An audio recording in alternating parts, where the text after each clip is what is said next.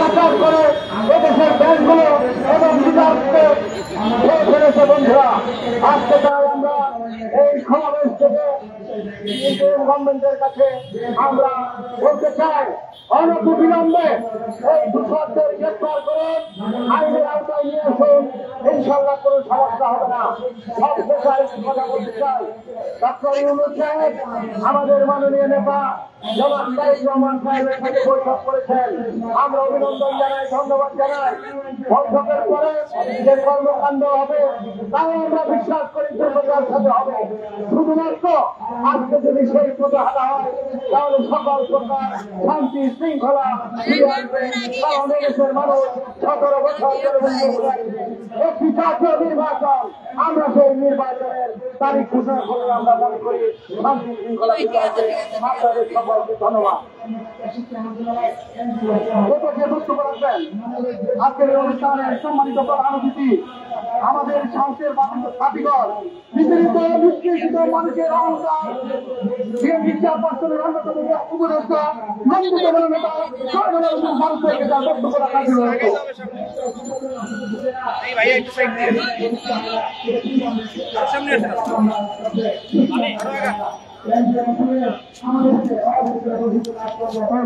একটু মাইকটাকে বল 5 মিনিট ডান দিকে মাইকটা আপনাদের কথা আমি বলে দেবো। আপনাদের কথা আমি বলে দিব, একটু দয়া করে অনুগ্রহ করে 5টা মিনিট। আমাদের আরেকটি সভা আছে, আমাদের মিডিয়া ভাইরা চলে যাবে, এই জন্য বিশেষ অনুরোধ মাইন্ড করে। জনাব সভাপতি আমার অত্যন্ত কাছে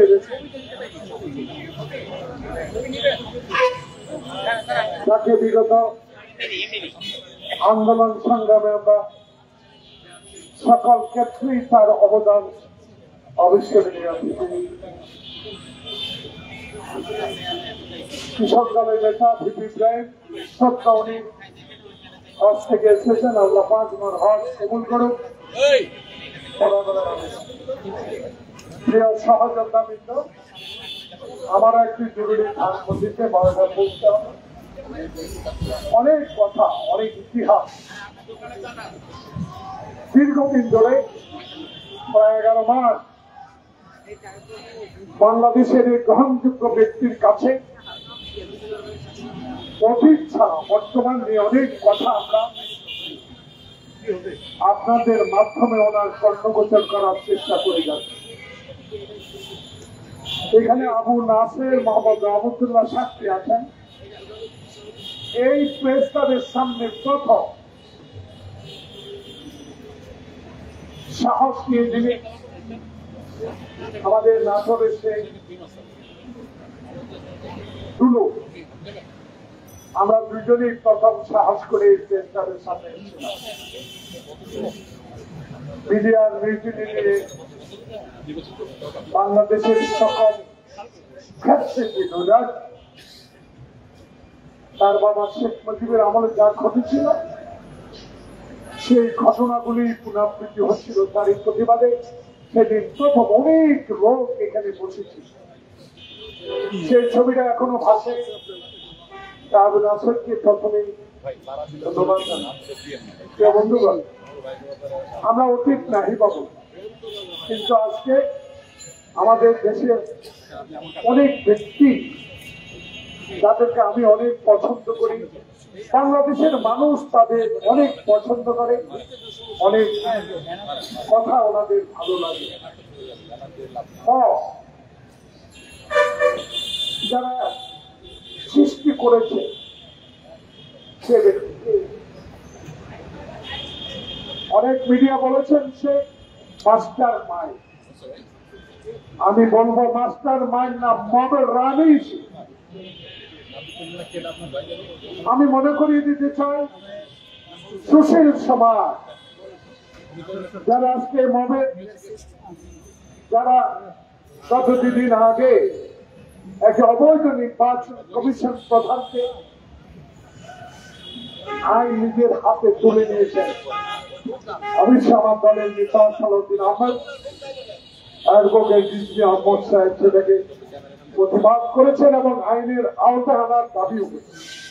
আমি আজকে সুশীল সমাজের কাছে প্রশ্ন থাকতে চাই, আমরা অবশ্যই মদের বিরুদ্ধে। আইন নিজের হাতে তুলে নেওয়ার কোন ক্ষমতা বিএনপির কোন নেতা কর্মীর উপর দেওয়া হয়, কিন্তু কথা আছে যারা মত সৃষ্টি করেছে, যারা আমার নেত্রী বেগম খালেদা জিয়াকে ইচ্ছাকারী নির্বাচনী প্রচারণার সময় কারণ বদলে মেরে ফেলার জন্য ষড়যন্ত্র করছিল, তারা কারা? এই সকল মিডিয়া ব্যক্তিত্বরা ফটো সহ ওই সকল লোকের ছবি বাংলাদেশের মানুষের কাছে পৌঁছে দিয়েছিল। সে মব রানী, মাস্টার মাইন্ডের রানী শেখ হাসিনা সেদিন কর্ণপাত করে। আমি চাই সালাউদ্দিন রিজভীকে ধন্যবাদ জানাচ্ছি, আমার নেতা তারেক রহমানকে ধন্যবাদ জানাচ্ছি। জুনাগড় বিপ্লবের পর কঠিন হুঁশিয়ারি দিয়ে উনি বলেছেন, যারাই যত বড় নেতাই হোক না কেন, যতই আন্দোলনে রক্ত পাত ধরিয়েছেন, পুলিশের বাড়ি খেয়েছেন, গুলি খেয়েছেন, মাপ নাই যদি আইনের নিজের হাতে তোলে। তাই আজকে আমি ওই সুশীল সমাজকে বলতে চাই, সেদিন আপনাকে খুঁচিয়ে খুঁচিয়ে যখন হত্যা করা হবে, তখন বিশ্বজিৎকে কুপিয়ে কুপিয়ে হত্যা করা হলো, যদি মিসকাতকে বরিশাল যেতে মেরে ফেলার ষড়যন্ত্র করেছিল, আমরা যারা আপনাদের এই টেলিভিশনে টক শো করতে যেতাম, নিজের গাড়ি দিয়ে ভাড়া ব্যবহার করতে পারতাম না, আপনারা গাড়ি পাঠাতে চুপে চুপে কোনরমে মাথা নিচু করে আমরা যখন এই টক শো যেতাম, বের হওয়ার পরে এই রানী, এই মাস্টার মাইন্ডের তিনি নির্দেশে আমাদেরকে কতটা অপমান করে দিলেন।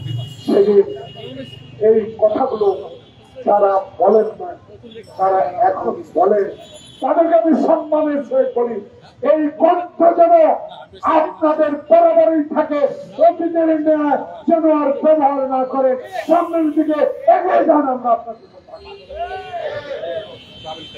তাই আমি আজকে এই সরকারকে বলতে চাই, এই ইন্টেরিয়াম গভর্নমেন্টকে বলতে চাই, তারেক রহমানের সাথে আপনার বৈঠক বাংলাদেশের মানুষ আশার পথ দেখিয়েছেন, বাংলাদেশের মানুষকে আপনি আশ্বস্ত করেছেন এই দেশে নির্বাচন হবে, ইনশাআল্লাহ নির্বাচন ফেব্রুয়ারির আগেই শেষ হবে। আজকে আপনার কাছে অনুরোধ রইল, কারো কথা না, আজকে সামান্য একটা ঘটনার জন্য যদি সত্যিই সে স্বেচ্ছাসেবক দল করে থাকে, তাকে আইনের আওতায় আনা হয়েছে আমাদের দলের নেতাদের দাবি। কিন্তু বাংলাদেশে এখনো কেন 4 দিন হলো উপদেষ্টা মহোদয় জাহাঙ্গীর সাহেব, আপনাকে আমি অন্তত ভালো করে চিনি, আপনার সাথে যুদ্ধ করার সৌভাগ্য আমার হয়েছে। সেই যুদ্ধের কথা আপনি মনে করেন, আজকে মামলা হয়ে গেল, আজকে আপনার সাথে আমি মামলা করলাম হারুনের বিপ্লবের বিরুদ্ধে। কেন? কি কারণে? কোথায় হারুন? কোথায় বিপ্লব?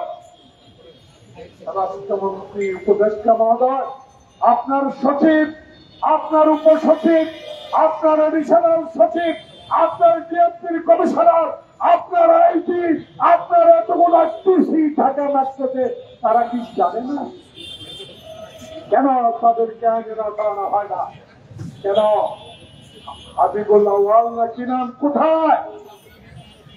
শুনতে পেলাম আজকে পত্রিকায়, অনেক পত্রিকায় দেখতে পেলাম তার এক ভাই নাকি পুলিশের উচ্চ পর্যায়ে কর্মরত আছেন। আমি জানি রকিব সাহেব কোথায়? কেন তাদেরকে গ্রেফতার করা হয় না? যারা বলেছে আমি ঘুমিয়েছিলাম, একটি সাংবিধানিক প্রতিষ্ঠানের প্রধান, আপনি ঘুমিয়ে থাকেন, আপনি ঘুম থেকে উঠে বলেন নির্বাচন সুষ্ঠু হয়েছে। কেন? ডক্টর বিনোদ সাহেব, প্রধান উপদেষ্টা মহোদয়, কেন গ্রেফতার আইনের আওতায় এখনো আনা হলো না? সব কিছু মানুষ বলে আপনারা জানেন পুলিশ চাইলে,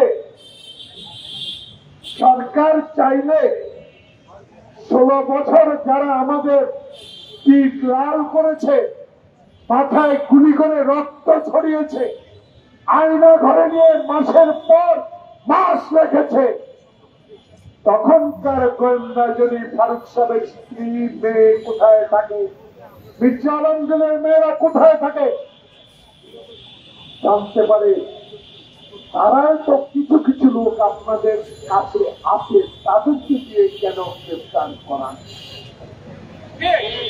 ইচ্ছা থাকলে উপায় হয়। তাই তারেক রহমান সাহেব, প্রিয় নেতা, আজকে 10,000 কিলোমিটার দূরে আপনি এই জাতির বিবেকের স্থান থেকে আপনাকে আহ্বান জানাবো। আপনাকে শতকোটি সালাম। আপনি স্বাধীনতার ঘোষক শহীদ প্রেসিডেন্ট জিয়াউর রহমানের জ্যেষ্ঠ সন্তান। বাংলাদেশে আপনি যে অবিচার পেয়েছেন, সেই আপনার করুণ অবস্থা আমি নিজেই চোখে দেখেছি জেলখানা। ভালো লোক আপনি রিমান্ডে নিয়ে গেল ঢাকা জেল থেকে, আমরা তাকে বিদায় দিলাম। 7 দিন পর তারেক রহমান সাহেব আসলো স্টেশনে, তার মেরুদণ্ড থেকে দিলেন, চলে গেল দেশের বাইরে। এই সরকার হাসিনার এই সরকার থেকে বাঁচল না, বিনা কারণে রায় দিয়ে তাকে বিচারের আওতা আনলেন। আজকে তাই আপনার কাছে অনুরোধ রইল, আপনি যে সময়টুকু 16 বছর ধৈর্য ধরেছেন, বাকি এই 11 মাসও আপনি সরকারের উপর বিশ্বাস রেখে আমাদেরকে সাহস জুগিয়েছেন। ইনশাল্লাহ আপনার এই সাহসের বাকি করে আমরা লক্ষ লক্ষ লোক আপনার সাথে আছি। বাংলাদেশে 91-এর মতো একটি নির্বাচন অনুষ্ঠিত হবে, সেই নির্বাচনে বাংলাদেশের মানুষ আপনাকে ইনশাল্লাহ ভোট দিয়ে সরকার গঠন করাবার হবে। বলতে চাই, নতুন দল জুলাই বিপ্লবের আপনি কণ্ঠস্বর, আপনারা আমার বাচ্চার যে বয়স আপনার বেশি বয়স, দল করেন, প্রতীক নেন, রেজিস্ট্রেশন হোক, নির্বাচনের লড়াই রমজানের আগে হবে। তার আগে কেমনে বলেন 200 সিট আপনি পাবেন? কিসের ইঙ্গিত?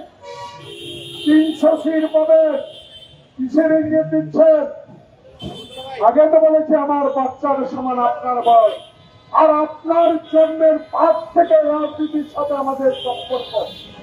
65-র আন্দোলন দেখেছি, 69-এর আন্দোলন দেখেছি, 65-র শিক্ষা আন্দোলন দেখেছি, 71-এর যুদ্ধ দেখেছি, এরশাদ বিরোধী আন্দোলন দেখেছি, হাসিনা বিরোধী আন্দোলন দেখেছি। আপনাদের আন্দোলনকে যদি তারেক রহমানের বিএনপি সহ যারা আমরা রাজপথে ছিলাম তারা সমর্থন না করতাম, পশ্চিম কালো আপনারা এই আন্দোলনে সফল হতে পারতেন না। আপনাদের এই